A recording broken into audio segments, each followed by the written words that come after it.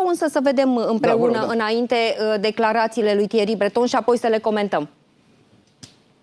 Je suis certain que précisément, on va prendre toutes les mesures pour s'assurer qu'il respecte la loi. S'il ne la respecte pas, il y a des amendes. Et si jamais il continue à pas respecter, il y a également dans la loi la possibilité d'interdiction. Donc on est maintenant équipé. Il faut faire appliquer cette loi pour protéger nos démocraties en Europe. Quand vous dites interdiction, est-ce que ça veut dire qu'il faut entendre que potentiellement il faut aller jusqu'à l'interdiction du réseau X Twitter? Mais c'est pas il faut. Il y a des lois. Une loi est là. Allez, c'est pas la loi de Thierry Breton. En tout cas, pourquoi pas? Loi... Si ça doit aller jusque-là, ça doit aller jusque-là. Non, mais attendez. C'est ce que vous dites. La loi est là. C'est pas la loi de Thierry Breton, même si c'est avec mes équipes qu'on l'a écrite. Elle a été ensuite amendée, votée par notre démocratie européenne. C'est la loi des parlementaires européens. Vous comprenez bien, Thierry Breton, et on le sent.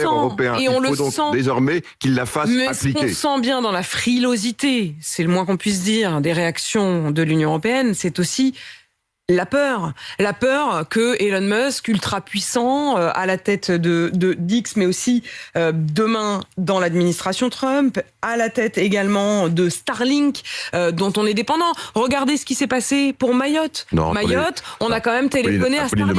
On va mettre 100 petites stations, c'est rien. 100 stations, c'est 100 petites boîtes pour pouvoir avoir des télécommunications pour 200 personnes et qu'on dit on a besoin de Monsieur Musk. Donc pour vous, on n'a pas peur d'Elon Musk? Mais bien sûr que non. On n'a pas peur des conséquences d'un bras de fer avec Elon Musk? Bien sûr que non, j'ajoute, mais il faut juste, encore une fois, arrêter, si vous le permettez, je ne parle pas pour vous, j'ajoute que l'Europe s'est dotée maintenant d'une constellation qui s'appelle Iris, je l'ai portée sur les fonds baptismaux en 3 ans, qui va être une constellation beaucoup plus puissante que Starlink. Donc voilà, on faut arrêter de dire que le monde dépend d'un seul coup de Monsieur Musk.